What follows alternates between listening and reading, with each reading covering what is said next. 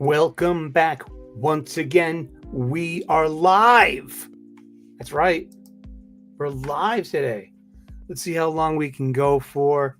I'm in a low energy kind of state of mind. Looking forward to supper. I still got laundry to fold and put away, but I cleaned the bathroom. It smells bleachy in here. Welcome to the Super Sully Sunday stream, where you tune in to let me fill your life in about my chores. Hey, at least I have a clean flat. I know that much. I make my bed every day. I'm really grateful for that. I do my dishes as soon as they're dirty. I don't use my electric dishwasher. I just wash a dish in the sink, put it in the strainer as soon as it's dirty. There's never dirty dishes in my sink. I just don't live that way. It's always picked up. It's always clean. You do a big deep cleaning and then you maintain it. And yeah, my flat, in my condo, it's a little dusty in here. So I got to keep on top of that. You got to run the dust or the dust will run you. You got to run the grime or the grime will run you. And it's like, you're always finding like new places to clean. It's weird. And how's everyone out there doing? Yeah, just doing a Sully Sunday stream live. I haven't done a live stream on a Sunday in several weeks. I mean, you gotta not fake it, and I don't want to fake it. And so, but I've done some pre-recorded stuff, and hopefully everyone out there is still tuning in. And if you're new to the channel, please subscribe. Smash that like button, hit that hype button, whatever that does. Leave a comment, hit that share button, thumbs up, thumbs down if you think I got it coming. I'm a big boy, I can handle that. Yet all of these things alert the lady algorithm to suggest this mighty little program to the hungry masses out there who might need a diversion to talk about their escapism, to talk about pop culture, to talk about movies, books, science fiction, comic books. And also we have the Smoking Puck. New episode of Smoking Puck dropping tomorrow about 11 a.m. U.S. Eastern Standard Time.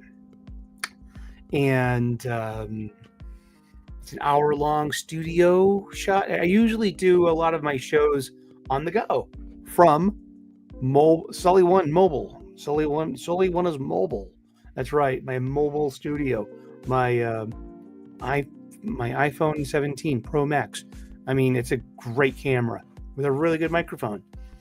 And with iMovie, you can stitch scenes together and make yourself a little, you can make yourself content. It's completely doable. So I do a lot of stuff on the go, especially on my commute to work first thing in the morning. It's a good time to talk. I can carve out 30 minutes in the morning and I can, do a little content to keep the channel going. And so, like I said, if you're new to the channel, don't be afraid to subscribe. We are still a growing little channel. And if all else fails, I talk to my grandpa. No worry, I'm always talking to you. But also, I got my mom here too. So, just, when all else fails, it's like, try explaining something to those two. You know what I mean? And like I spent my life and childhood doing. And did you know that Luke Skywalker has a lightsaber, and the lightsaber was the weapon of the Jedi, and and it's more elegant than a blaster, for a more civilized time, and you're never too old to miss your grandparents and or your parents, and God bless them. Yeah. And so I read, what did I do? Well, firstly, I got some comic books from the local comic book shop. I am a Wednesday warrior. I go every week. I got a pull list. I think I spent about $21 on 5 different titles this week. I also got a Dropbox from a reviewer friend of mine, and I reviewed some comics this week. I read about 21 different Marvel books this week. I did. And I will review them all to you. I will. But until then, let's just shoot the shit. Let's hang out. This is the Super Sully Sunday stream, and we're coming to you from our Boston studios, the hub of the multiverse. That's right, the center of everything, the middle of nowhere. And from our Boston studios here, we got Pikachu, who is my executive producer. Behind, that little yellow guy there too. That's Ducky. He's been around since the very beginning. We got reunited recently. I got the proper backdrop. I got my spinner rack. I've got my geekery behind me. And I'm blessed and grateful. And this week, it's my birthday. And I will be turning 53 years old on Wednesday. I'm an old man. I'm getting used to being an old man.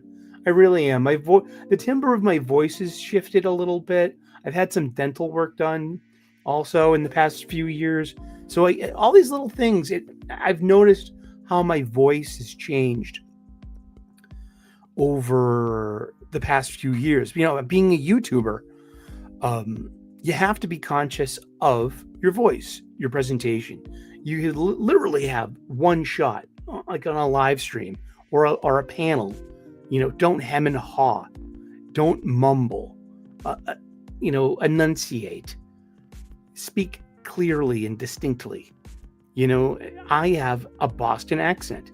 I also tend to talk way too fast to keep up with the torrent of my mind. So I end up mumbling a lot. So YouTube, for me, one of the most immediate benefits of YouTube was my speech. Yeah. And the ability, it amazes me to watch the playback. Then I am purposefully speaking in a distinct manner at a purposefully slower speed. So when I look at the replay, it amazes me that I'm speaking at a normal clip. I always think that I feel like I hope the audience, I hope our viewers, our friends who tune in do not feel as though I'm speaking down to them or talking to them like they're stupid by adopting this speed of speech. And then when I see the replay, I'm like, okay, keep that going. That's what everybody's been harping on you all your life. Slow down. Stop mumbling. What did you say? So yeah, YouTube for me has been this has been a pretty beneficial experience. It's a good hobby. It's interesting because I'm on a big show, and it's really interesting. Sometimes you get beef with other shows. I see this outrage cycle is out there. There's a certain notorious internet bully type who made their name and of being a comics reviewing, kind of bully.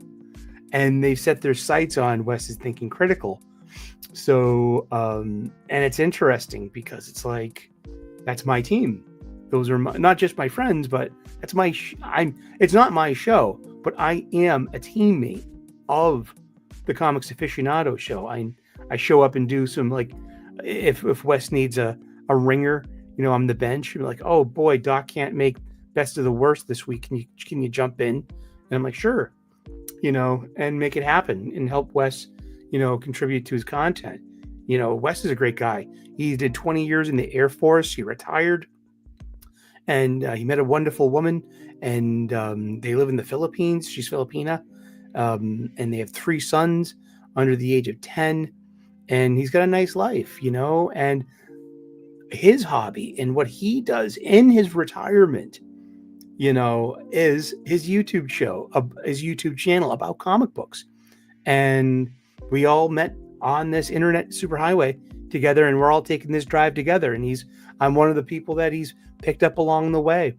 and I've been proud to being a panel member on his Saturday morning, well, relative to us, Saturday morning, 10 a.m. U.S. Eastern, here in Boston, Massachusetts. It's 7 a.m. on the West Coast for Yul Carter and for Aaron Sparrow, fellow panel members, and Dylan, the real comic book gamer. They're all West Coast people, and so like showtime for them is 7 a.m. For Wes, it's 10 p.m. for him, and that show goes till after midnight for him. And but we're united by the World Wide Web, the speed of light, literally at the speed of light. This communication method that we have here, electricity is the speed of light. The speed of electricity, that's the speed of light. 300,000 kilometers per second, 18,000 miles per second. And from there, I can basically, if you held a gun to my head, that's the standard I know to convert metric into imperial, is from the speed of light. And being a sci-fi fan, a little science in your sci-fi. Awesome. And it's good to see everyone out there. And let's get the show started. Yeah. Well, it's been started, but I'm very grateful and blessed. I start off, I do a lot of content during the week. I have the Smoking Puck, which is now is returned. It was a blog I did on Blogger for 13 years. How long did I have that blog? For about 17 years or so. It felt that long. I think it was about 13, 14 years. I had a blogger, and I deleted it a long time ago. I deleted it around the time that I kind of smelled the shifts in the wind around the Me Too movement. It was before President Trump's first administration, I'm pretty sure. So I think it went for that 13 years. Yeah. From like about 2002 to about 2015. And in it, basically all the same stuff you see here. I had an article called The Comics Gnome. The Comics Gnome was this mythical creature that would come over every Wednesday with a sack of funny books over his shoulder and leave them on the sprinkled all over our coffee table. And you just leave them cookies and milk occasionally, a few times a year, and it's it's a reciprocal process there. So and I used to do comics reviews, but images, like hot link images, and do like written reviews of all these comics, especially because it was in my second renaissance as being a comic book fan. I dipped out in the mid 90s specifically at X-Men Onslaught. Like I was all aboard for Age of Apocalypse, but when Onslaught came along, I loved the design of Onslaught, but I had hit the wall on this stuff. So I had taken a break at Onslaught about 1996, and I came back to comics. And relatively short time later or so, about 6 years, 5 or 6 years, about 5 years, yeah. My comics that I came back to were Grant Morrison's New X-Men and Green Lantern. And at that time, it was Judd Winnick and Darryl Banks were on it. And it was the Kyle Rayner years. And Kyle Rayner versus Nero. And Nero was Kyle's Sinestro. So buttons, as Ma says. That's true. And I remember going to Million Year Picnic, one of which is literally the oldest comic book shop in New England. It's in Harvard Square, Cambridge, Massachusetts. And asking, I think might have even been Tony, the current owner, what is the flagship X-Men title I should be reading? I went back in, and he suggested to me the E is for Extinction trade paperback, which just came out, which I think was the 3 issues, and it may have included the 2001 annual by Lionel Francis Yu in that widescreen format. And that's when the first sign of Scott and Emma's affair. And then I caught on to the floppies right after that, Germ-Free Generation. I love Grant Morrison's X-Men. Ethan Van Sciver. It introduced me to Ethan Van Sciver, Phil Jimenez, Frank Whiteley, Igor Cordy. Oh my gosh, Mark Silvestri had an arc on there too. Here Comes Tomorrow. Wow, there were so many good artists on this 5-year run. And this is what I came, and so that got me back buying comics weekly. it was Grant Morrison's new X-Men, and it was Judd Winnick and Daryl Banks' Green Lantern. And then I just started buying books again. And I've been back ever since. Well, I took a break at Heroes for Crisis. I did for a couple of years. Yeah. And it was Weston Thinking Critical Crew who got me back in the weekly game. So I did take another, about a 4-year hiatus after Heroes in Crisis. So I missed out on the DC Infinite Frontier years, the DC Universe, corners on those books, that Justice League, the Tom King Batman. I don't care. I gladly missed out on that. But I missed a lot of stuff too. So there's a lot of stuff that you miss when you're a comic book fan. I mean, you can't read them all. Like when I get a Dropbox to review, like this week, I had 21 Marvel books to read, and it's not homework, but it is as well, because I have to read them and I have to make a review about them. Have something to say about each one of them, about the art, about the story, about the design, the cover, the quality, what's the price point? You think you're getting your money's worth out of this? Marvel right now, and they're always Marvel books, and sometimes I get DC books, sometimes I get Image books, Dark Horse books, but for the most part, I've been reading almost every single Marvel book for the past 2 years, weekly, because it's part of a review gig, and it's a nice fringe benefit. And I do go back and buy anything that I feel is worthy of my dollar. And there were a few things too that I feel are worthy of my dollars, and I'm a little sheepish that I didn't support them or my comic book shop with my dollars. And I should have been buying. And I had 2 titles this week that I should have been buying, but I didn't.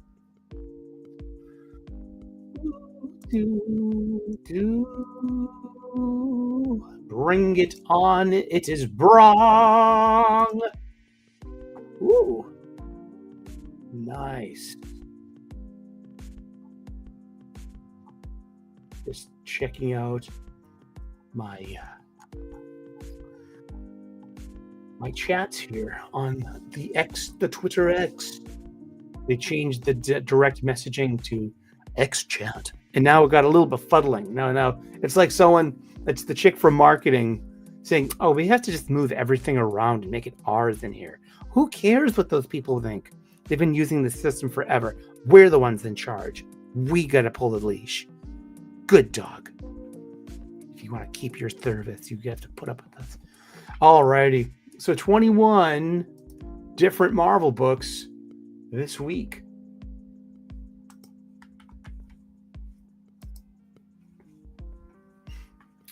All right. So Venom issue 251, they've gone back to, they've dropped the all new Venom title, and they've gone back to the legacy numbering. And it was okay. It was a lot of fluff. Al Ewing's writing it, and it was so much better with the Gomez art. So Paco Medina did the art for this one. So it's Paco Medina. I mean, you can't really. I mean, it's undeniable how good his art is. But I've come to really look forward to this Gomez kid, because he draws a really thick THICC, PHAT as well, pretty hot and tempting. Mary Jane Watson, the current Venom, and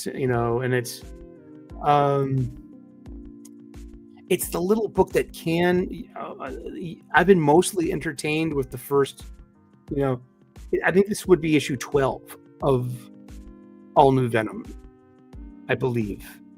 A year already? Wow, huh?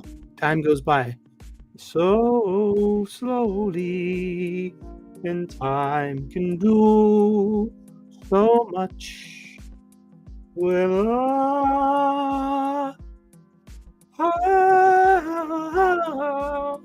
I need your lunch. Godspeed your lunch. Oh, shut up, silly.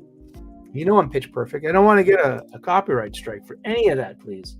Please just don't do it. Ultimate Wolverine number 11 came out this week, written by Chris Condon, art by Alessandro Cappuccio. Alessandro Cappuccio. Hey, Cappuccio. And it's probably one of it's for me, it's the second best Ultimate book that's out. And Alessandro Cappuccio. That's right. Alessandro Cappuccio. And it's a big climactic. It's issue 11. This thing is wrapping up next issue, so it's only going 12 issues. The entire Ultimate line is wrapping up. So everything is in its end game for the Ultimate books. Yes, the Ultimates are wrapping up at issue 24. Ultimate Spider-Man, whatever it's doing, is wrapping up at 24. Ultimate Black Panther's got 2 more issues. That came out this week too, and it's still the hands down. For me, that's the best Ultimate book. Is Ultimate Black Panther. It's the most typical superhero book in the Ultimate line. And I get it that they're trying to do something different, instead of the same old. Hence, Ultimate X-Men, Ultimate Spider-Man, and the Ultimates, and who they gave those writing assignments to, and the tone, and how these stories are being fleshed out and delivered. Like, it's hard to have problems with Ultimate Spider-Man, but we have problems with Ultimate Spider-Man now, don't we? Seriously, I mean, it's such good quality. It is written by a master writer, Jonathan Hickman. Well, I guess if you say so. I've never been the big Hickman fan. I just never have been. And he's handing over this thing he started. He has started up this Ultimate Universe, the restart of it, the maker remaking an Ultimate Universe, and then taking away heroes, inciting incidents to create his utopia, which is, of course, is a dystopia to good guys. And it brought in this conceit called the Origin Box, which gets fleshed out in Corey Ziegler and Dennis Camp's Ultimate Spider-Man Incursion number 5. The only issue anything ever happened. So this could have been an exercised annual or a one-shot, but they really padded it out over 5 issues, and it really stretched it out too much. I bet it would have been better if they could have just kept it simple. KISS. Keep it simple, Sully. Keep it simple, Sailor. Keep it simple, Soldier. Keep it simple, Stupid. But KISS, all the same. Mwah!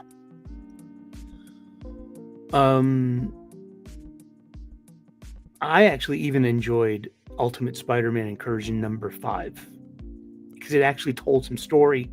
It got some traction on some stuff. It showed some stuff. It revealed better, this third act culmination, which is leading to Dennis Camp's mini called Ultimate Endgame, and it's going to settle this Ultimate Universe. So in Ultimate Wolverine number 11, let's go full circle. We're still talking about Ultimate Wolverine number 11. We are. I'm letting you know. With the Alessandro Cappuccio art that I wasn't too... He's really good, but I'm not thrilled with it. I like that lens guy who fills in for him. I like him a lot because it's more cartoony. And it's just... I like the cartoon physics involved and body poses and fight scenes. I just like this. Nobody seems to like the limbs guy. I fucking love him. I thought those were better, stronger issues for me. But in this one, it's like there's a huge battle, and spoilers. Like, I mean, of course, Logan's the last man standing. Kind of like, it reminds me of Mark Waid's and Alex Ross's Kingdom Come at the end of the Armageddon battle, at the end of the book. And it's like Clark is looking around and it's just a battlefield full of dead bodies of people or versions of people So, but what I'm thinking though is, how does any of this matter? How does any of this matter? It doesn't, because the universe itself will probably get a restart, or just the maker will consider this a failed experiment and want to make a new universe. I mean, they say that the maker's been trapped in the city for 2 Earth years, and that's why Ultimate Comics have been walking by in real time over the past 2 years of publication. 24 issues. That's monthly. That's 2 years. And that time is passing in real time. And that in those 2 years, while the maker is trapped in the city, and that at the end of the 2 years, the maker will be able to leave the city. And then the heroes will have to deal with the maker and save creation and save their universe. It's my hypotenuse. My hypothesis: the maker is Ben out. He's just watching, bemused and laughing at everyone, because that seems like something that the maker would do. The maker is the original Ultimate World Earth 6160. 16, is that 16? It's because it's 616. Yeah, it's 1610. Yeah, 1610. Right? Yeah, something. Oh, geez. I don't care anymore. No, I think I'm right about that, because this current one is 6160, because it's not the original Ultimate Universe. It's not. That was destroyed way back like 10 years ago in the Jonathan Hickman Secret Wars days kind of thing.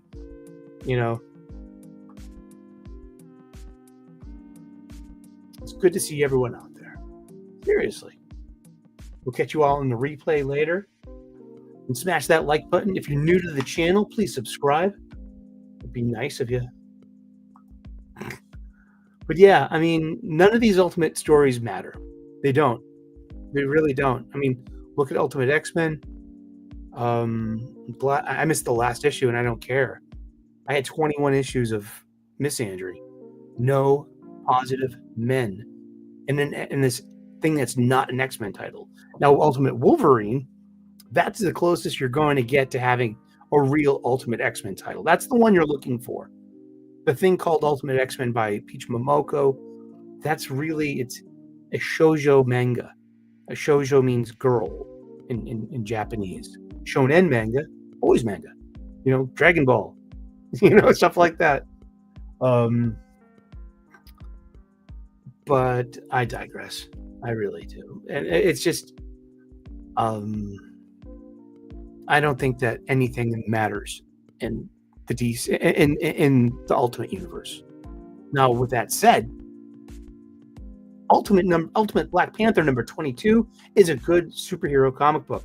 I just said that none of the Ultimate stories matter, and I'm still right about that. I really am. I'm right. Prove me wrong. But this book entertains me, and it has every single month. Brian Hill is doing a really good job in this.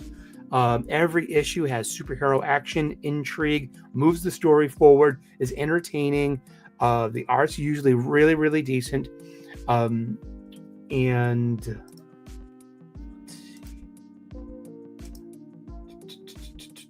yeah, is it Phil Nito that does it? Does the art? Carlos Nieto.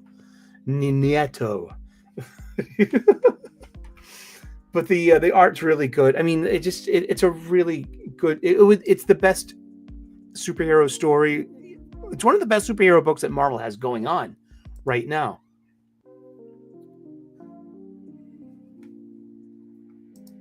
Hands down. Oops, excuse me. What else came out this week? I read 2 really bad Star Wars books. One was called Han Solo Hunt for the Falcon, issue number 3. It's written by Rodney Barnes, art by Ramon Rosanas, and it's sequel era. All the events in this book are just Han reuniting with Chewie, Han being like, "Hey, let's go get the Falcon back. Let's go look for the Falcon."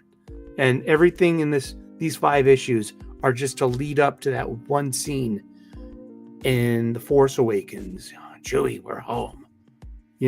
And this has got to be one of the most useless comic books. And I don't like being like, see, I hope this isn't considered punching down, because it's not my intent to hurt the creator's feelings or to, or to start another fight with the Disney Star Wars canon people, the discanon people. But there's like no reason for this story besides keeping Star Wars stories in print and using the license to sell merchandise, to sell content. Like, that makes sense to me, but it's the only reason why this book exists. I mean, how does this add to lore, even this new lore that you're trying to establish with with disc canon?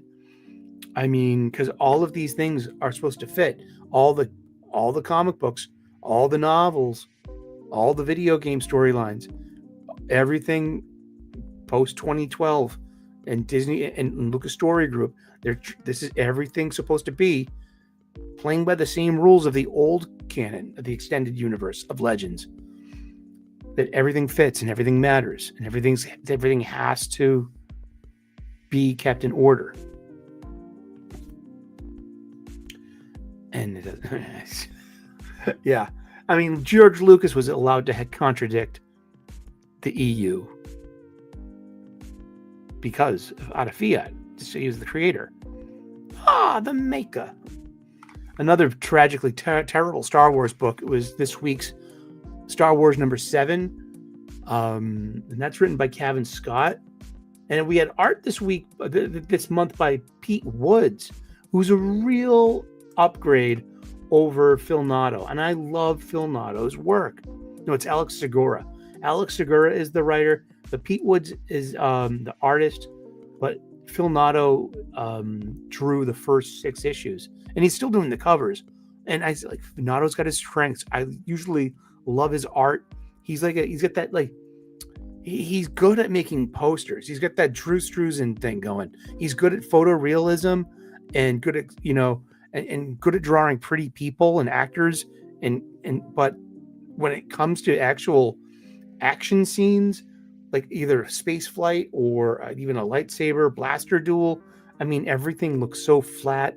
I mean, there's like, it always appears that there's a lack of foreshortening, and it's so 2-dimensional.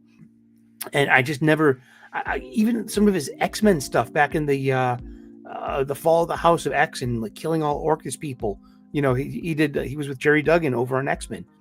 And like, there were so many of these action scenes, and I'm just like, oh man, I love you, Phil Noto, but I mean, you gotta draw. I mean, I'm glad he's getting gigs. I mean, these are great gigs, and he's known for doing Star Wars covers too.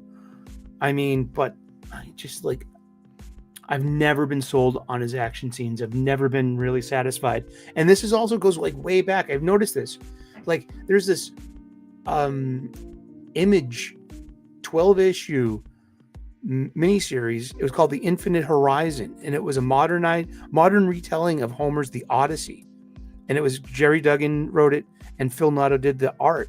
And even then, I noticed, like, that's where my dissatisfaction of noticing this like depth perception thing. There's like everything, like these scenes with action, with motion, like throwing a punch or a kick. There's some kind of follow through. There's visual shorthand that we've probably been inculcated with. Yet there's also, the illusion, a depth in art, and that comes through, foreshadowing and use of hatching, cross hatching, light source, shadow, and tricks. And there was also like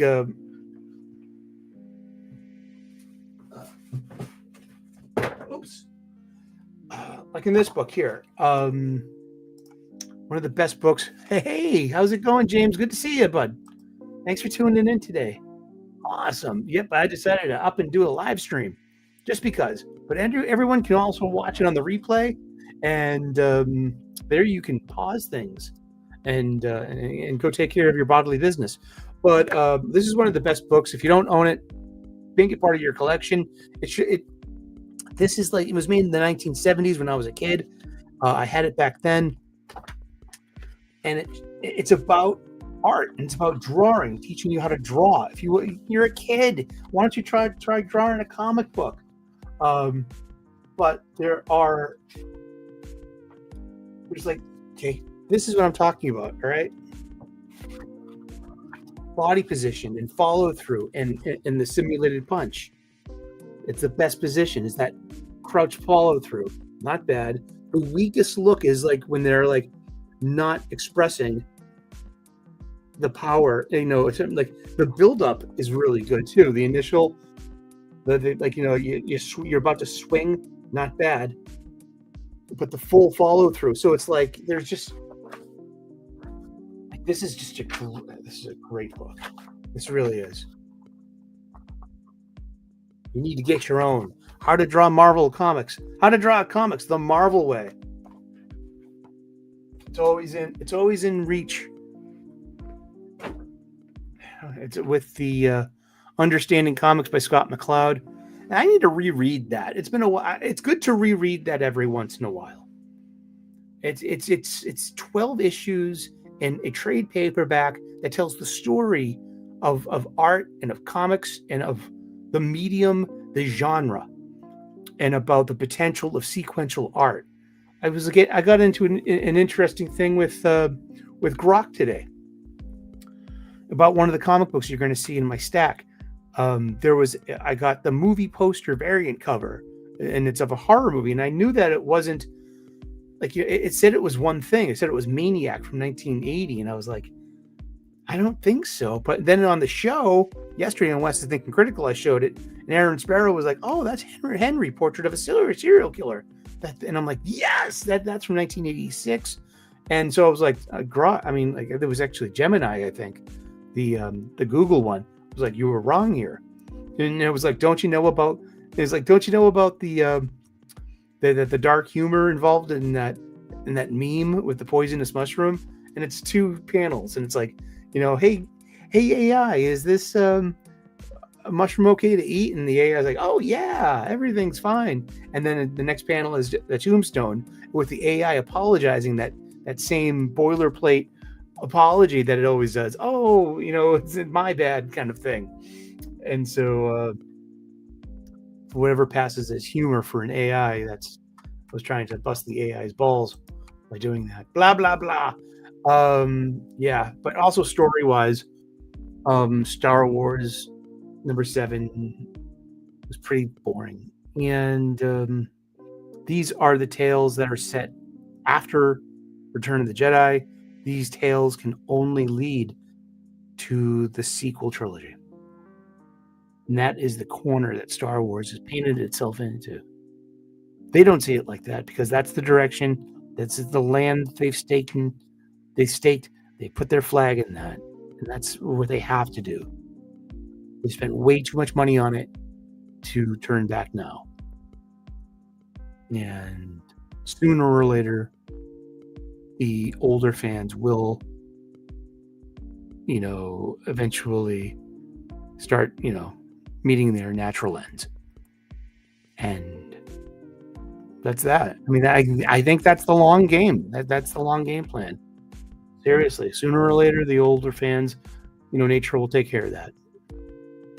The younger fans, they don't see it the way we do. They don't see the original trilogy as like the thing. It's all Star Wars. It's all the same, Strange Tales #2 was awful.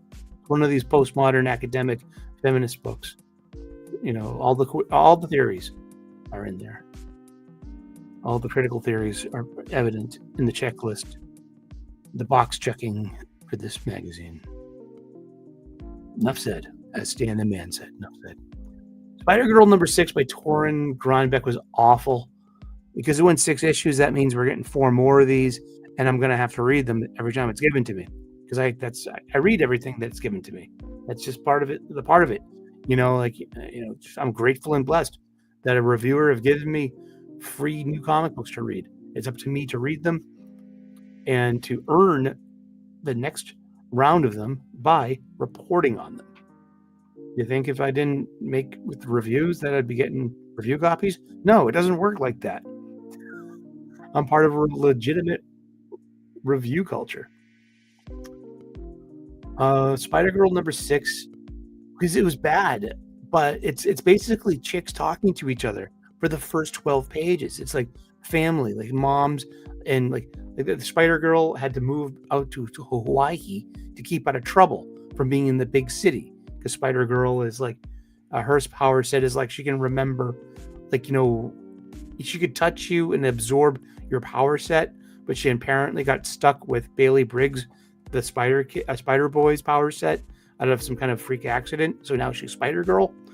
And so she's like Lilo and Stitch in one perfect Disney storm of a superhero. She's a Hawaiian girl, and she's got a cute superhero suit and spider powers. So buttons. And for the first 12 pages, it's nothing but like family members, mom, grandma, aunties, women talking. And Torrin Grönbeck, being a woman, yeah, sure. I really liked her Carnage book. So I thought there would, I'm of the opinion that Grönbeck was a better writer than this, I guess. But it's the gig, and it's supposed to be lighter and friendlier because, her Carnage was really brutal and gross and grotesque, and played very well with that.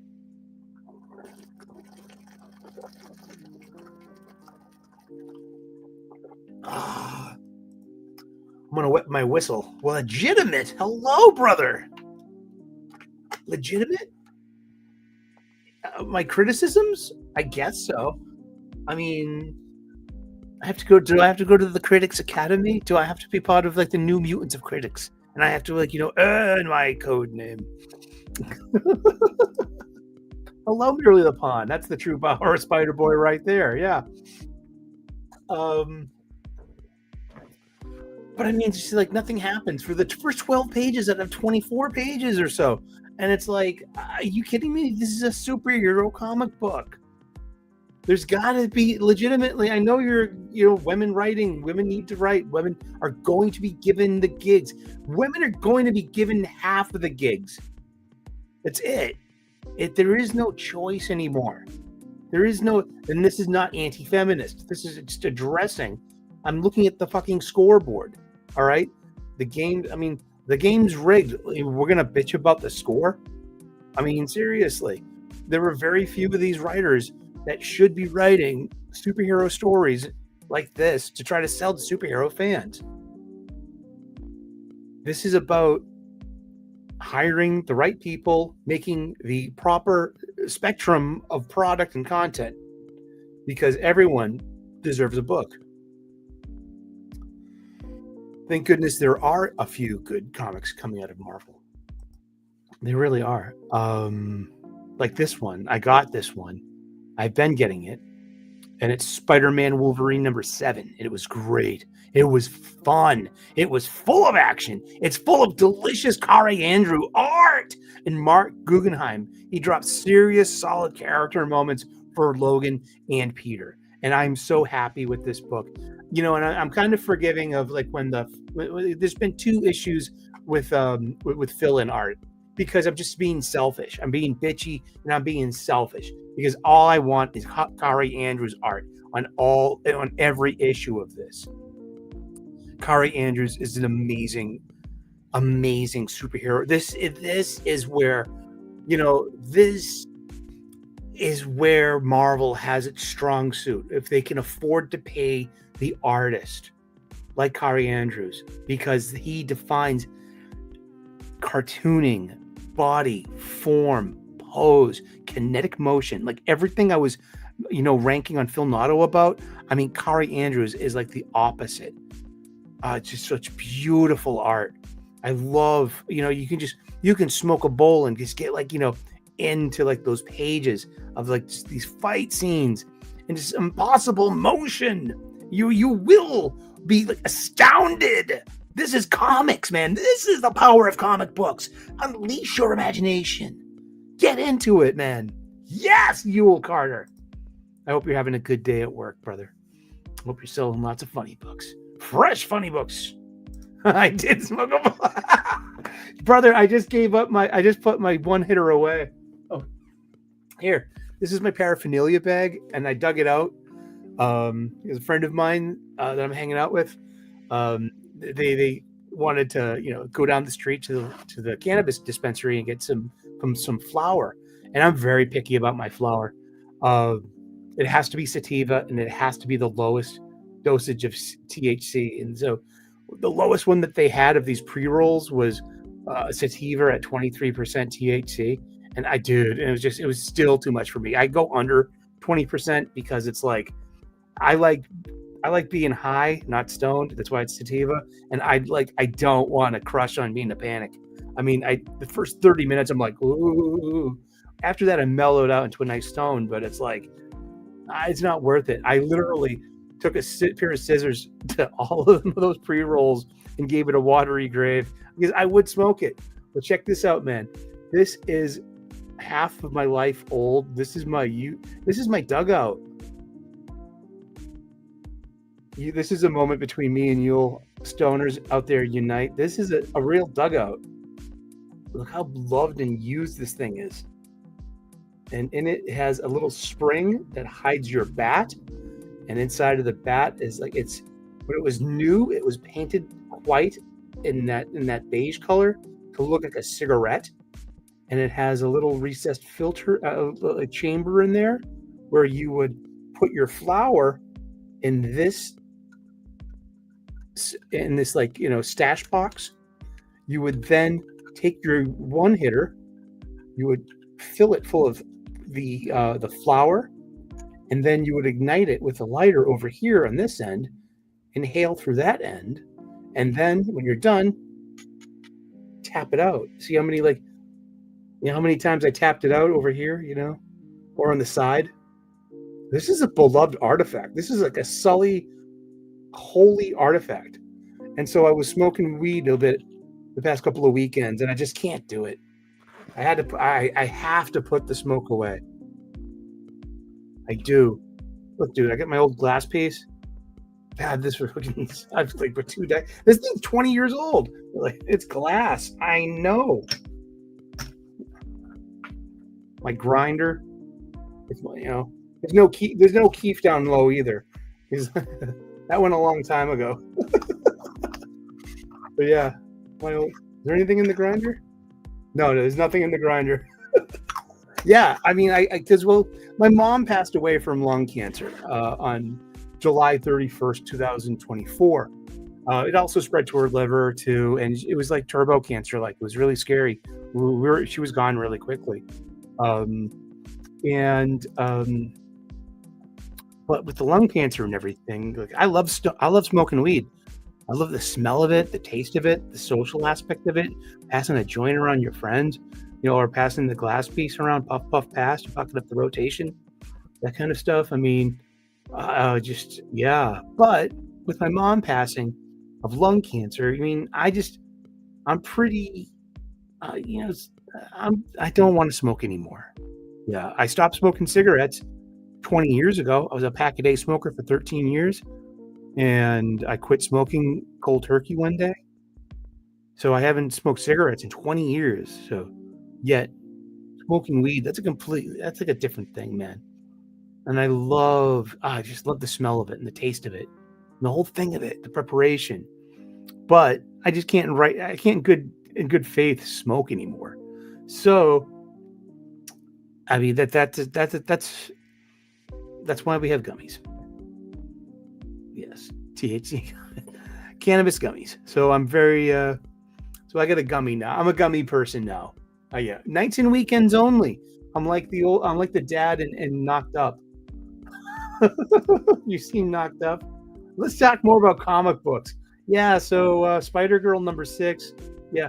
Okay, Spider-Man Noir number 2 is written by Eric Larson. You got art by Andrea Brocardo and Rachel Rosenberg on colors. Is the color artist. She's a pretty big name these days. It's got this really interesting narrative voice because it's Spider-Man Noir. You might remember Spider-Man Noir from the Into the Spider-Verse movies. And thank you, Merely the Pawn. Yeah, moms are there. She's always there, Matt. It's true. She's with me right now. That's us, 1999 at Fenway Park. We're seeing a Red Sox game. Ain't that cool? that's a good representation of me and Mama. We were like, we genuinely enjoyed each other. Of course, we fought like cats and dogs, but that wasn't it. And I will always miss her, of course. But yeah, and my daily gratitude show, or my frequent gratitude show, is dedicated to her. She would always say, "Live and learn, live and learn." Jagron 2. Hello. Lane Kramer, good to see you, man. We were just hanging out, and reviewing some comic books we read this week. So I enjoyed Spider-Man Noir number 2. I know there's some pretty on the nose political biases, especially by Eric Larson, but I'm a Savage Dragon fan now, so I get Eric Larson's political biases, and I guess maybe it's healthier than I know because I can put that in this lens, and I can realize, where he's coming from, I guess. Maybe. And I don't know. I'm not trying to make excuses for Eric Larson. I don't, whatever. But I enjoy his writing. I like his art too. Holy shit, Savage Dragon's so much fun, and it's mostly because of his art, and it's because it's just like his new style, his new worst style. It looks like somewhere between like Howard Chaykin and Jack Kirby. I'm loving it. I really love every issue of Savage Dragon that comes out lately. It's pretty fun, and but Spider-Man Noir number 2, it was okay, because it's set in a multiverse, and you have the black trench coat wearing Spider-Man with the fedora, and in his other life, in his secret ID life, it's Peter Parker, private investigator. So he's a 1930s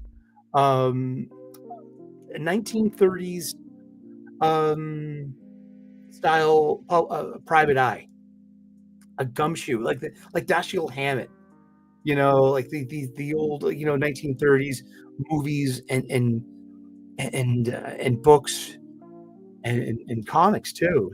And so it takes that tone of like a Cagney movie. So I'm thinking like when Peter's talking in his narrative caption and his voice bubbles, in a Spider-Man, it's some kind of James Cagney kind of inspired speech. And yeah, if I understand, yeah, exactly. I don't want this. I mean, mad artists too. I mean, he's maybe a definition of a mad artist, a madman. You know what I mean? He's you got to be a little touched to be able to make art, good art, that resonates and stuff. I'm not sure. There was a previous one, I guess. It's maybe it picks up with the old, where the old one left off, because it's like it mentions Mary Jane and Peter had broken up, and this is where Gwen Stacy drops into his life. No pun, or maybe the same. Maybe because Gwen Stacy is actually an interesting character because she was a victim. She was like the original woman in a refrigerator. Hey, there you go, Gail. Gail Simone made her name on the whole premise of the the misogyny inherent in comic books with woman in the refrigerator, and from a feminist point of view, demanded some, equal platform space in order to tell superhero stories. And we were talking about this yesterday on Wes. I mean, like, one of my biggest, disappointments with her ongoing Uncanny X-Men is that she did such a good job on Birds of Prey and Secret Six 20 years ago. And I'm like, that's what I was hoping for, a good team book with X-Men characters and reliable voices, and yeah, I didn't read any of the old one, but this one's pretty fun because that's one of the powers of a comic book. You should be able to open it up and jump right into it. And that was like, I found that I like that kind of accessibility. It's a Bronze Age kind of sentiment, I think, maybe Golden to Bronze Age, when like it wasn't just all arc storytelling, where you just like I was reading this an older comic book, and it's just the expository dialogue inside, the panel to panel, constantly like referring to like power sets or technology, and it's constantly reminding the reader of what's going on and what they've got, and especially for a new reader, like, tuning into Ultimate X-Men, being like, sheathe your adamantium claws, Wolverine, mind your berserker rage. You got to be told that like every issue, but every issue could be a jumping on spot for a new reader. It's true. I mean, but yeah, so Spider-Man Noir, I thought it was fun. I liked it. I didn't have any problems with it. It's a really like modern Marvel book, visually. It's pretty loud, so there's like all these cut and paste sound effects everywhere, but it's full of fight scenes. And I like the design of his costume. I'm a big fan of Spider-Man variants. I'm a big fan of Iron Man variants too.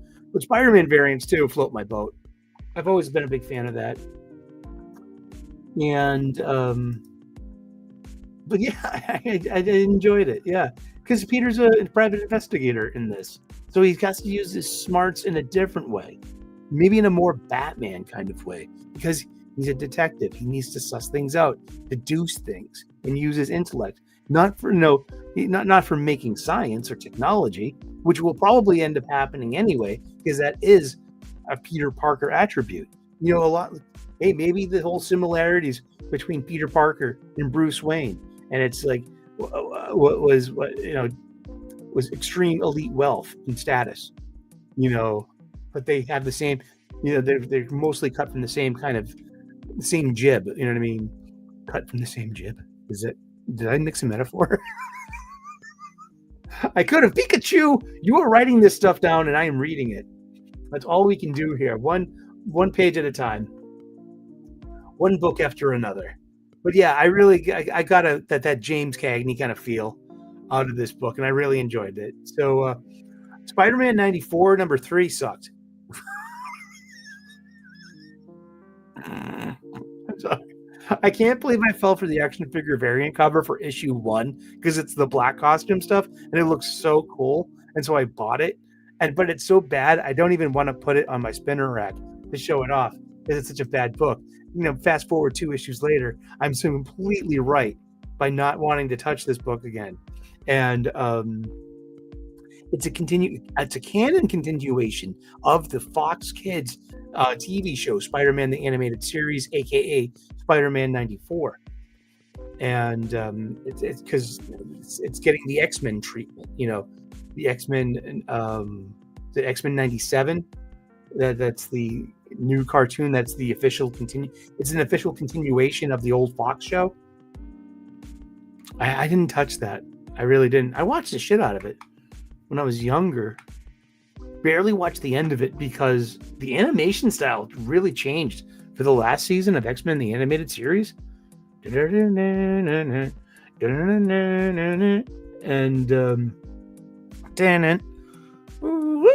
And and thank you all for tuning in and smashing that like button and subscribing if you're a new viewer. Subscribe. For the most part, this week I enjoyed the Age of Revelation titles that came out. Age of Revelation is the current X-Men mini event that is going on. It's the 30-year anniversary of the Age of Apocalypse. The Age of Apocalypse that's like my last X-Men event, like as a younger person.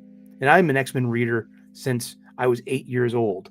And the first issue of Uncanny X-Men that I bought at my local comic book shop, not the spinner rack, that I remember, and then becoming a monthly reader,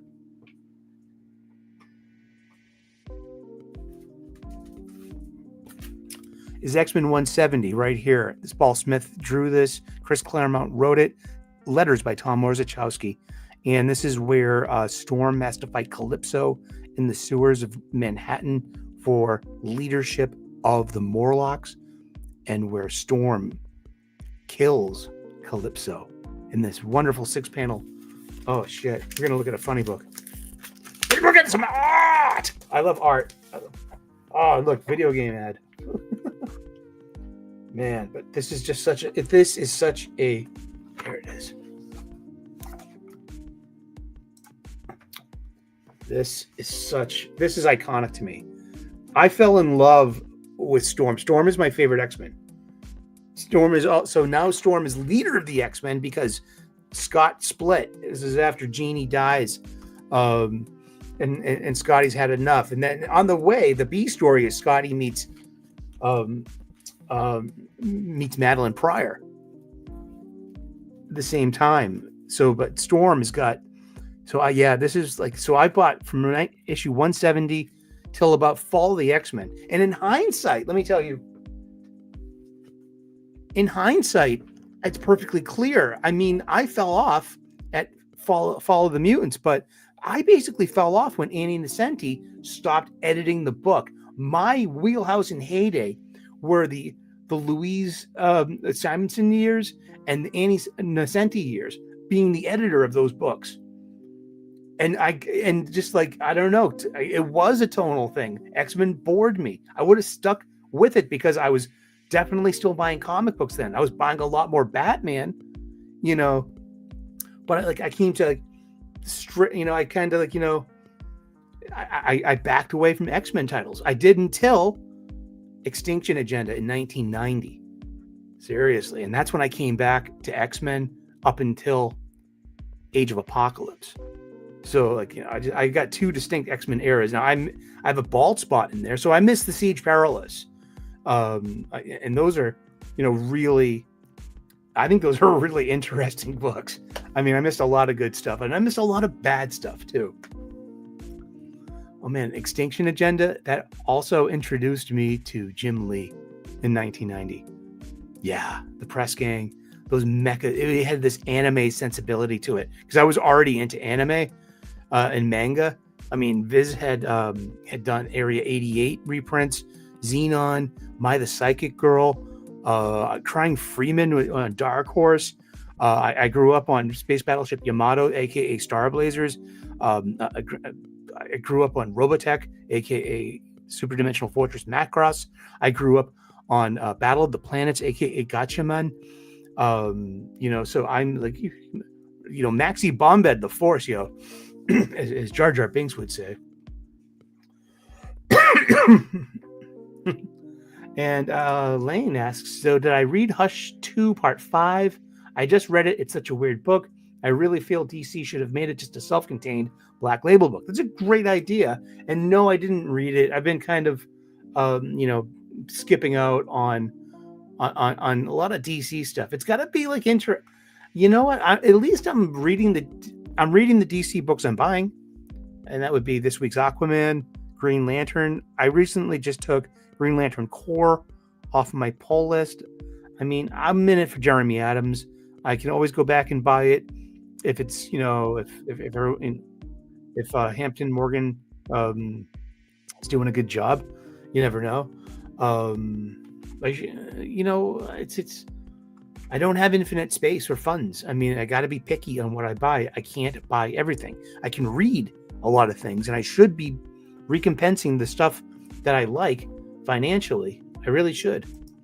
And speaking of, so back for the most part this week, I did enjoy the Age of Revelation books, and this is the 30th anniversary of the Age of Apocalypse. That's when David Haller went back in time and accidentally kills his father, Charles Xavier, and the new timeline that forms, without Charles, and the Age of Apocalypse, the rise of the mutants, and how that without Charles Xavier's impact and stewardship, how does the rise of mutant kind develop?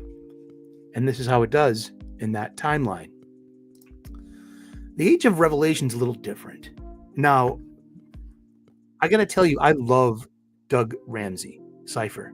I love New Mutants. New Mutants was one of my favorite books. So while I just told you about being an Uncanny X-Men reader at 8, 9, 10 years old, basically, 10 until, 15 or so, it's a big chunk of someone's life. And being a kid and a lot of pocket change. I went from the 50 cent age to the 75 cent in dollar days. I was reading New Mutants as well, because it was a second X-Men book, and Chris Claremont was writing it, and Tom Orzechowski was doing the lettering. I can't tell you the unitive glue. It was grout between two terracotta tiles, man, and that was Tom Orzechowski's lettering that unified the X titles for me visual. I mean, like, it had a tone, it had a feel. And Louise Simonson was editing those books, concurrently. That was the X books, and that was the birth of the X books. And then we had Wolverine as well, and that became that was like the Jim Shooter years too. I love comics. I really do. The Age of Revelation. So I love Doug Ramsey. Doug Ramsey is one of my favorite characters in New Mutants. I love his power set because he didn't have a combat power set. He had a pacifist power set. His was like an intellectual gift. Doug Ramsey had the power to translate any language that he heard or read. I thought that was the coolest thing, because here I am, a preteen kid, and I'm trying to learn French, and I got pretty good at up to high school French. I can carry on conversations in Quebec City, Montreal, and all to my Haitian neighbors and coworkers who speak Haitian, who speak Creole. I can read French assisted. Give me a dictionary, please. But I can get by. So I had an appreciation for Doug Ramsey. I really did. And that he was the first New Mutant to get killed because he didn't have a big power set like the other guys. And it's like and the rest of the team felt awful because they should have protected him better, because he literally was the weakest part of the team. I mean, that was really interesting. Doug was comic book dead. He was dead for a long time. And so his characters developed a lot. Remember, with sliding timeline, he's got to be like 25 years old now. Liana just celebrated her 25th birthday as well. Her aging, she aged up a bit in Limbo too. She was transported to Limbo as a as an 8-year-old, and ended up spending several human years there. So she came out of Limbo about a 14 or a 15-year-old, and that's when she picks up in New Mutants, as part of the New Mutants team.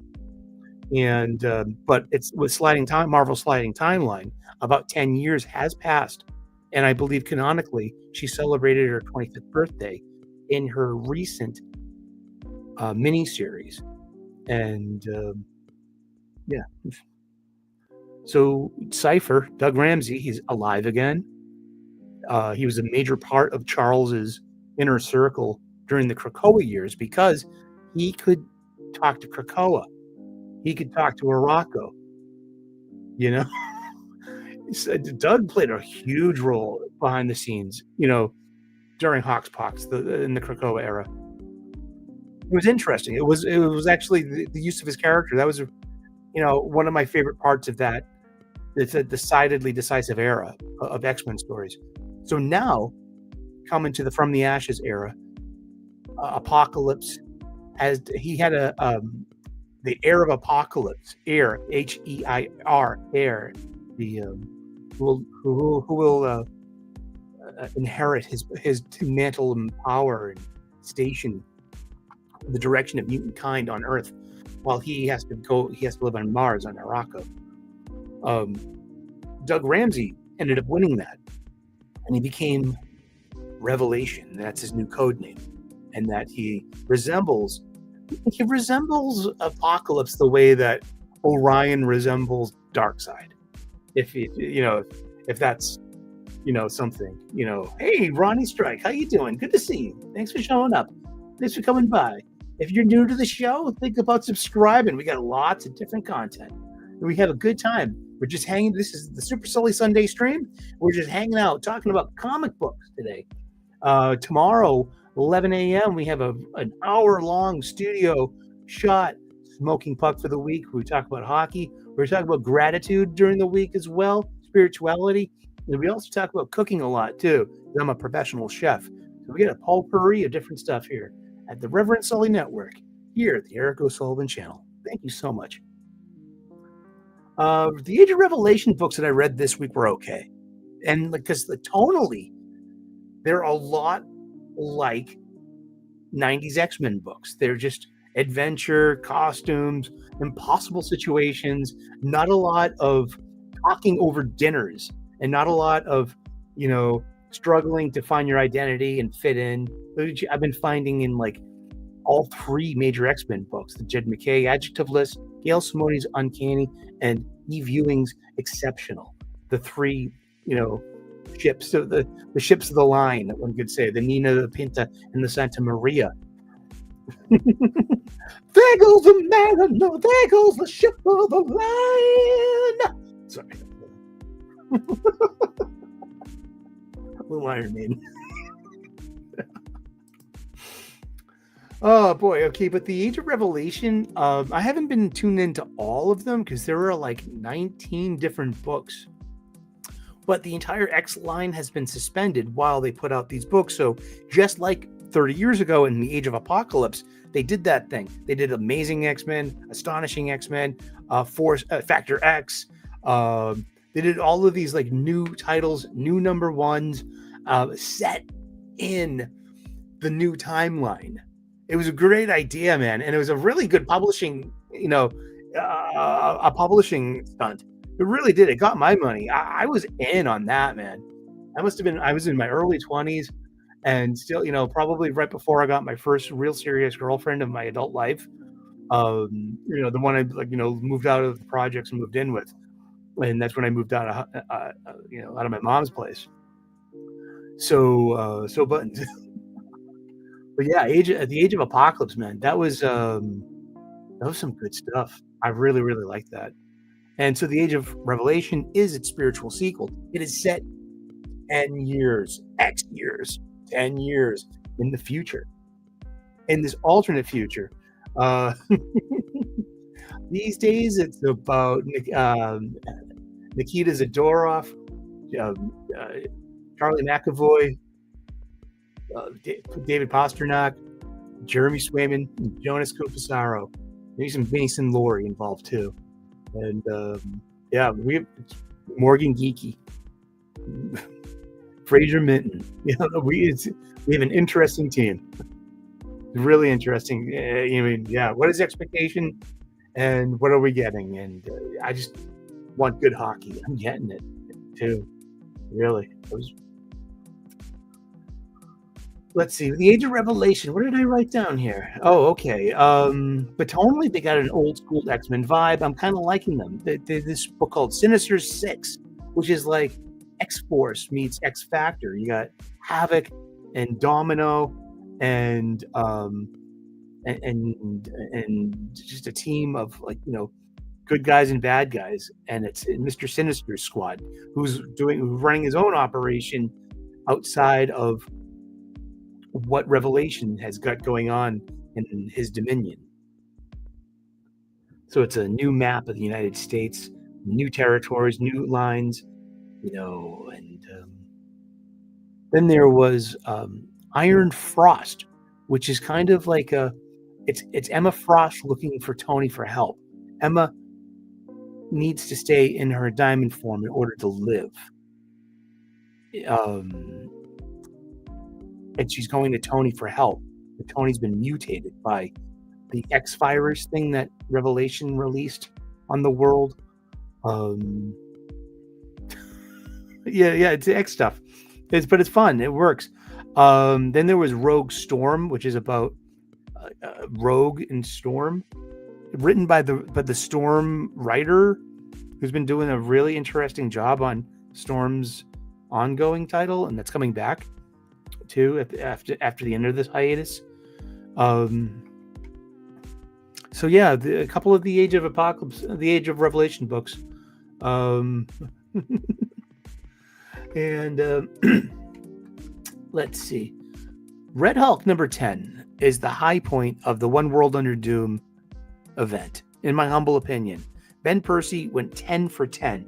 Issue number 10 here, he wrote and delivered 10 really good issues of superhero action, of an interesting conceit of Dr. Doom, now that he's Sorcerer Supreme, has imprisoned some of the most tactically brilliant military minds on planet Earth and made them his think tank to devise scenarios, win, lose, megatons,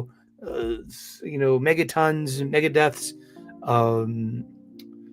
And one of these people are General Thunderbolt Ross, who can also turn into the Red Hulk. Machine Man, Deathlock, Luther Manning, the original Deathlock, and they make an unwilling team escaping Doctor Doom's dungeons in Latveria,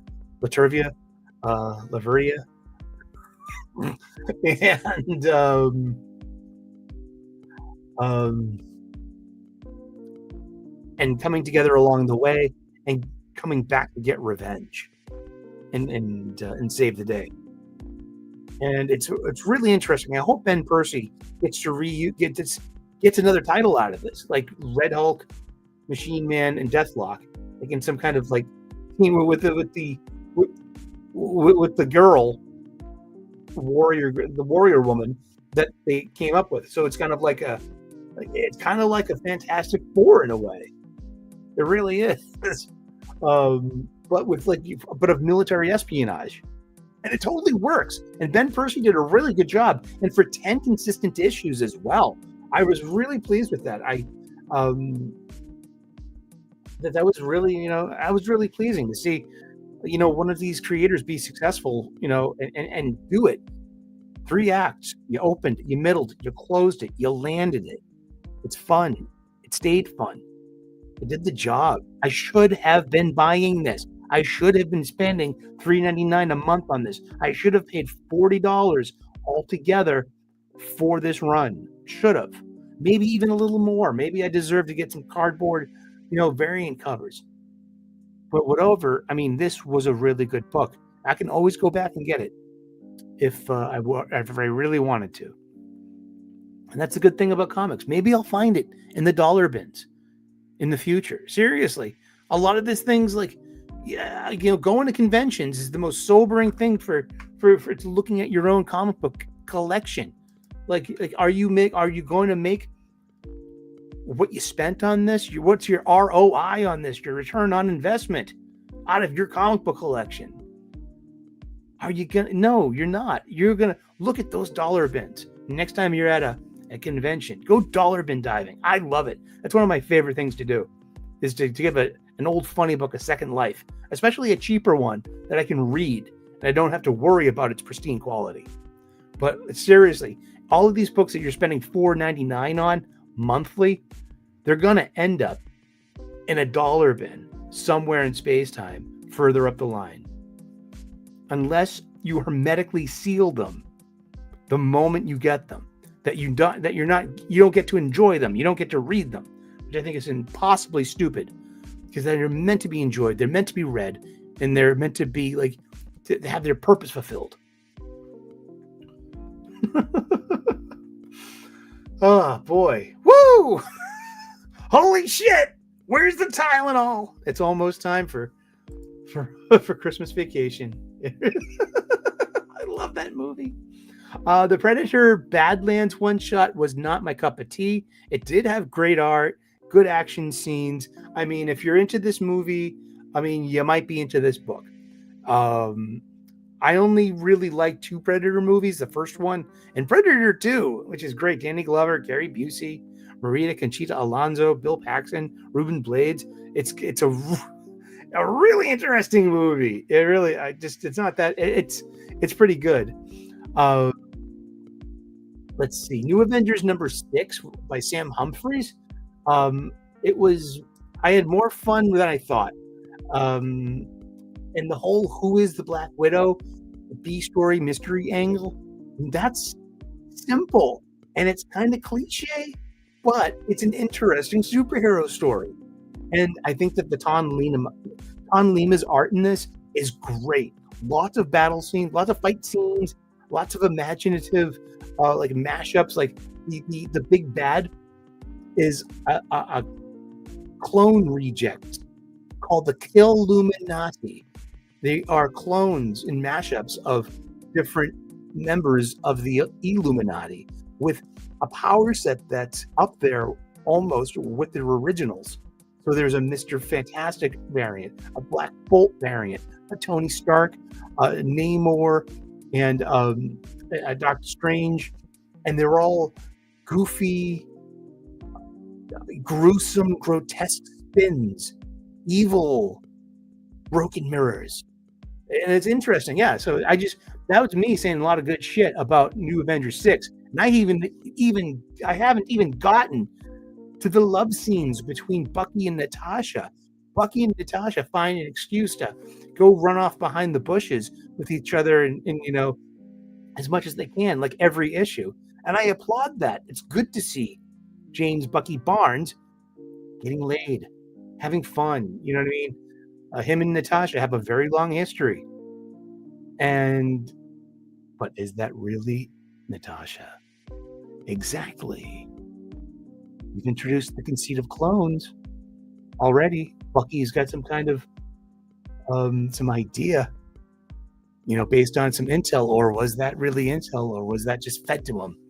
And and it washes my mouth clear of the Lansing and Kelly Thunderbolt stuff that they just did with Bucky, and which I thought was terrible. They had 2 minis, and Bucky was the leader of a new Thunderbolts team, and its definition of lousy writing. And I don't like saying shit. I don't want to be accused of punching down on creators. I mean, I did read a decent Lansing and Kelly story recently. It was Star Trek: The Last Starship on IDW. I read issue 1. That was pretty good. So I read, and I thought they did a really good job on Guardians of the Galaxy with Kev Walker. But yeah, Humphreys is doing the yeoman's work here, and it's really cool.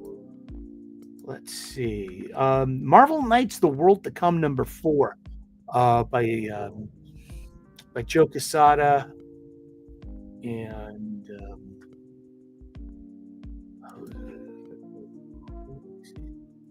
Christopher Priest is writing it. Joe Quesada is doing the art, and yeah,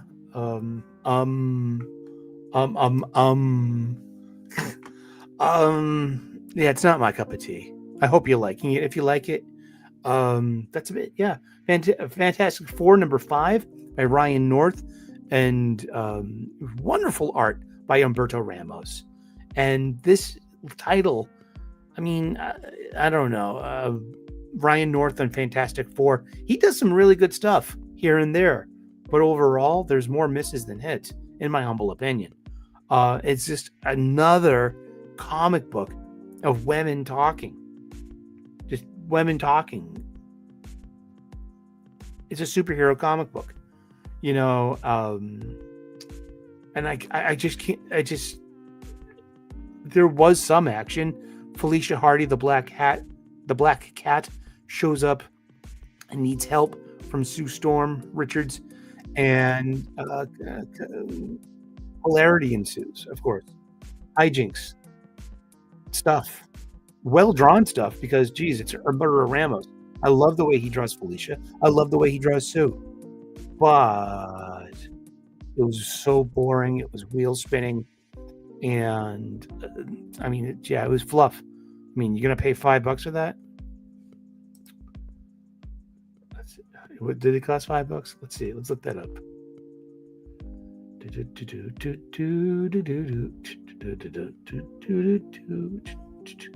What did I go over it?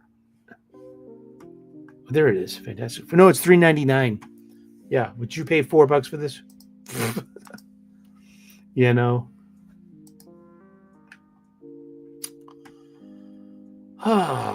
Let's see. I had to read 1776 #1 twice to kind of like it. My first read was some of the art was a turnoff. You know, my second go, I saw the nice line art underneath, like the digital stuff, and light and shadows, hatching, cross hatching, you know, features and lines in the face, expressive faces and stuff. I mean, I do like art. I really do.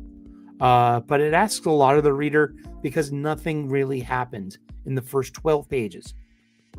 And again, I mean, it's a superhero comic book. Things have to happen. Where's your save the cat moment? If you don't know what the save the cat moment is, it's a book by that name called Save the Cat.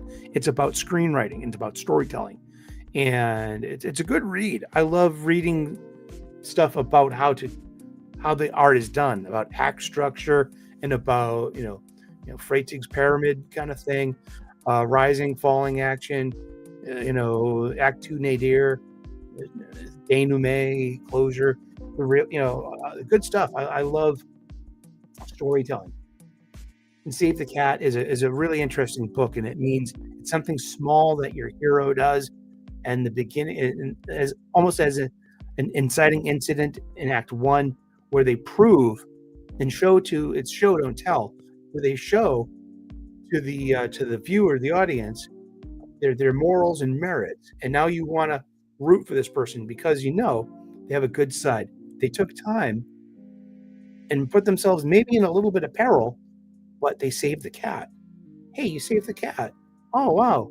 Can't be all that bad. Oh, I hope everything turns out all right for him. Oh, wow, he's certainly getting challenged all throughout this. But guess what? He came out on the other end, or she came out on the other end, or they came out on the other end, and they learned from it, and they grew, and they overcame the problem and solved it.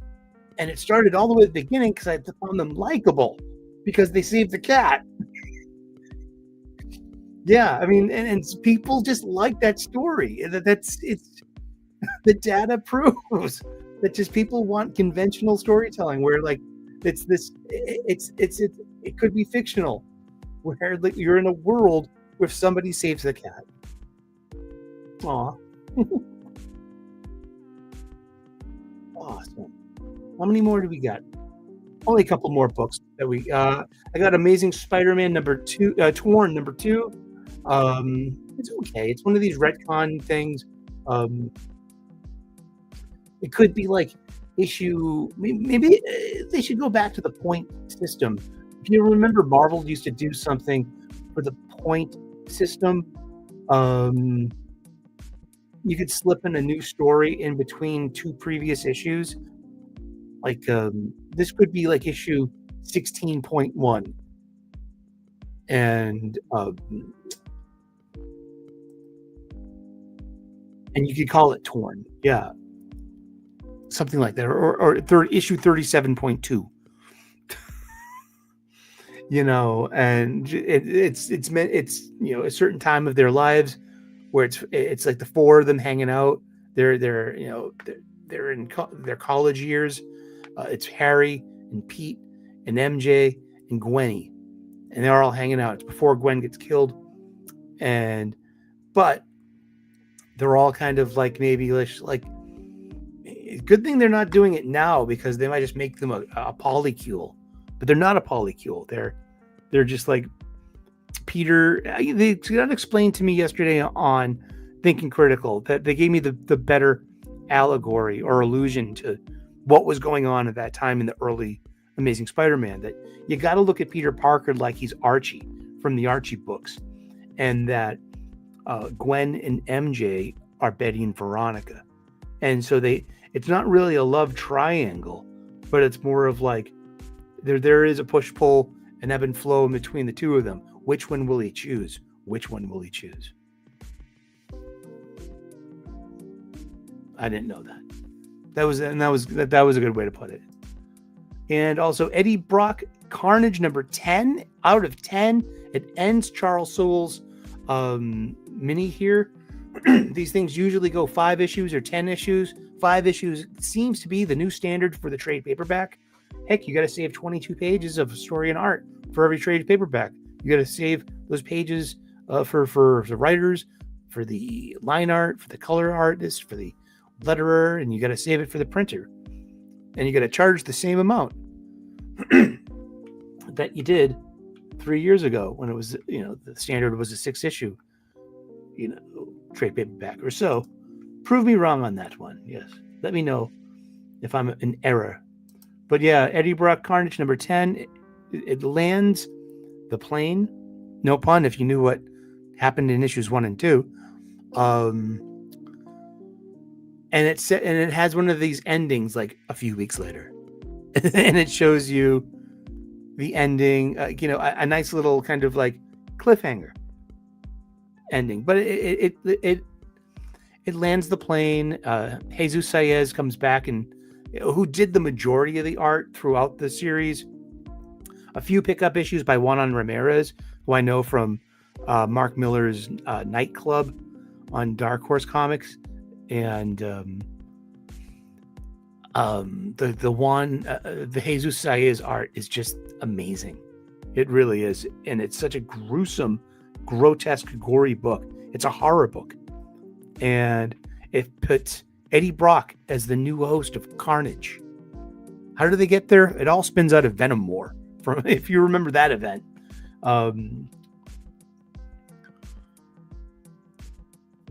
And it pits Eddie Brock Carnage against Daredevil's Muse. And Muse has had like a second life, no pun. And they were the antagonist rather, in the Disney Plus Daredevil Born Again show. So Muse has had like corporate syzygy behind it to like push, hey, we're going to use Muse a lot more. And there was like a Daredevil Unleash Hell mini done by Erica Schultz, where it was Elektra, Mrs. Daredevil, fighting a new female host for Muse. It was Red Band, so it was a little gruesome. It was pretty interesting if you know what Muse's motivation and power set is. Interesting, but Eddie Brock Carnage is done, but there could be a future for it. Let's see what happens with Eddie Brock and Carnage. Because remember, Mary Jane is bonded to Venom, and they need each other to live. Literally, that's the until that gets solved. That's the conceit. Same thing with Eddie Brock and Carnage. Carnage needs a host. Eddie Brock needs a symbiote in order to maintain his life functions, especially after Venom War, and he's no longer on this cosmic level. And this is what I really like the most about Charles Soule's Eddie Brock Carnage, was that after all that cosmic shit, the King in Black and Null, and being all these different versions of Eddie Brock in different times, and different symbiotes in the Sea of Ooze. This was stand by.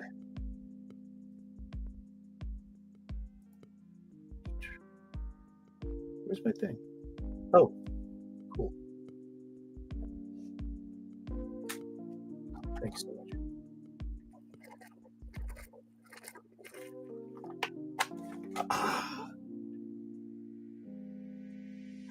And those are the digital copies I got this week and reviewed. What's in the bag? Every week I go to my local comic book shop, my LCS, and I get my pull list and I check the shelf for new releases that I might, something that I just can't live without. What did we get this week? Well, as I told you at the beginning of the program about helping to teach AI and about being wary of AI and accepting that, because I right-clicked 1980s Maniac to find the poster that it was based on, and it was like there were no matching posters, and I was like, I know this movie. I worked in a video store when I was in high school. I've seen Henry Portrait of a Serial Killer, and I should watch it. I mean, Michael Rooker is in it, and he plays a character based on a real-life serial killer. And we know Michael Rooker from Guardians of the Galaxy, and maybe even Mallrats, but this is Beneath the Trees Where Nobody Sees, Rites of Spring, issue number 4. I've been blessed to get all 4 horror movie poster parodies. These are done by Tony Fleeks, and they're really, really fun. One was American Psycho. Another one was Alfred Hitchcock Psycho. And I can't remember what the other one was, but it'll come back to me. But this is okay. This is going 6 issues.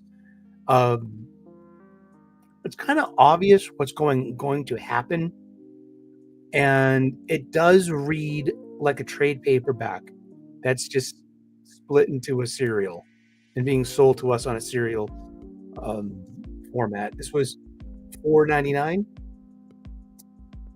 on IDW,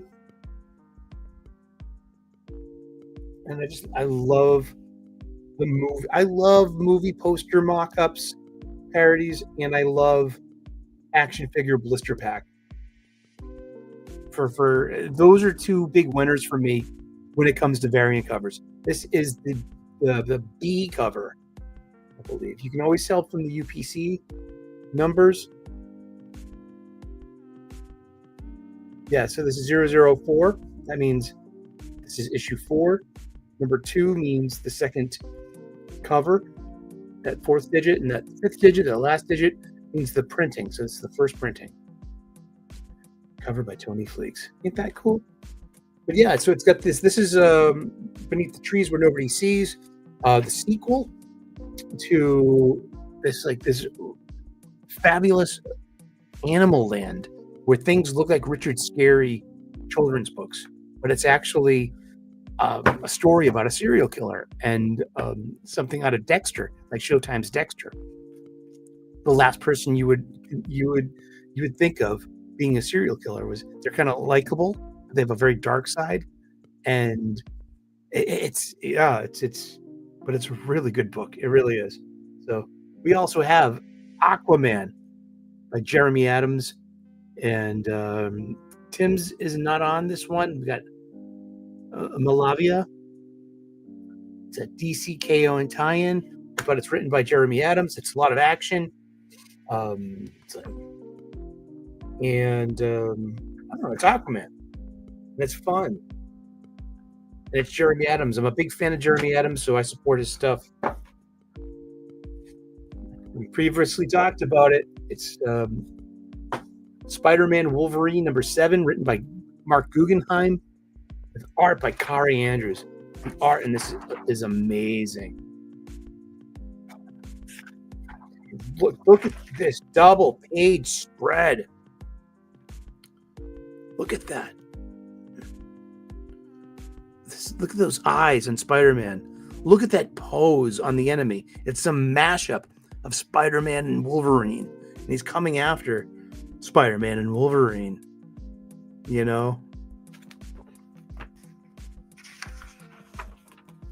Then you get these widescreen pages of action scenes. Look at that. And this is just this mashup character killing Wolverines and Spider-Man throughout the multiverse.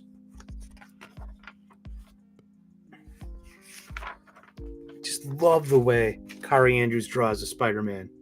I love the eyes. I love the pose. Look at that. I look like that behind him. About motion. We were talking about depth and about foreshadowing. Look at that. Look at that pose right there. Kari Andrews draws one of my favorite Spider-Man, I swear.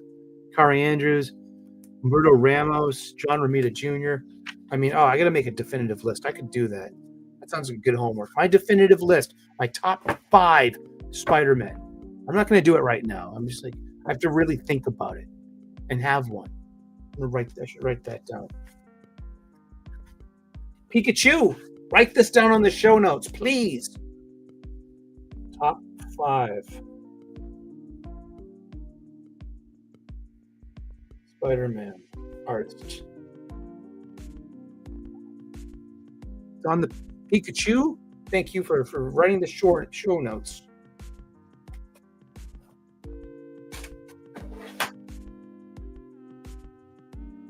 All right. Transformers 26. I got the Jorge Corona cover with RC. And that look at this is a connecting cover. So I don't have the other Jorge Corona books. I made the conscious choice to not get this one. I usually do get the Daniel Warren Johnson covers.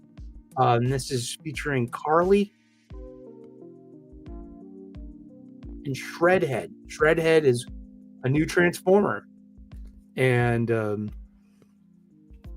new Autobot, and he's a warrior Autobot, and he came just in time to save it and help save the day. It was great. Good origin story. But I'm passing on Daniel Warren Johnson from now on. That's just my thing. Yeah, I've said enough. Enough said. All right. But it's a good story, written by Robert Kirkman, and art by Dan Mora. The art in this is really, really tight. So good. And we've got Thundercracker trying to save Skywarp. Skywarp has been hot-wired into the Ark and Teltran, and has been like, it's kind of like if you know your Battlestar Galactica, like what happened to Sam Anders by the end of it. They plugged him into the Galactica to make him the the Cylon pilot, like the like the base stars have, what do they call those, the Oracle? I forget. It's gonna come back to me at like 3 a.m. Good book. But my pick of the week is G.I. Joe 322. We start off a new story arc. We have competing story themes of a desert operation and an Arctic operation. And everything in here looks so toyetic. I love it. All the costumes look like they were the toys. All the vehicles look like they're Hasbro Toys counterparts.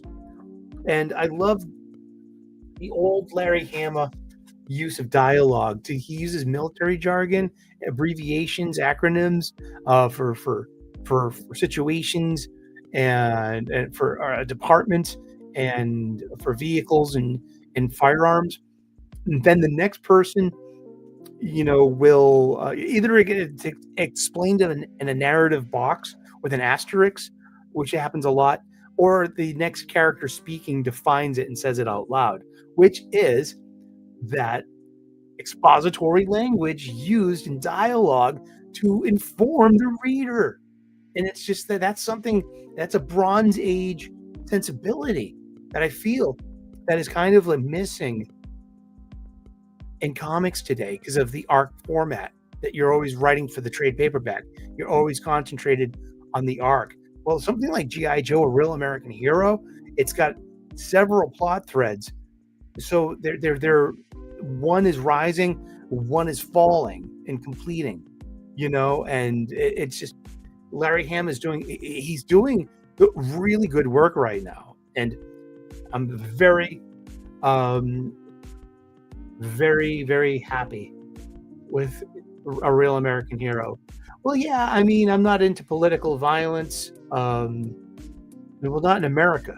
I mean, America's been like, like things are so politically divisive. I think that, not taking I don't fault him for taking the commission, but disseminating that image of absolute Batman, putting the ICE agent in a chokehold. It doesn't matter what side of the aisle I'm on. I'm a centrist. I'm in the middle. But the celebration, the glibness, the untouchable thing, especially with Scott Snyder rebroadcasting and disseminating that too, and retweeting that, just broke my heart.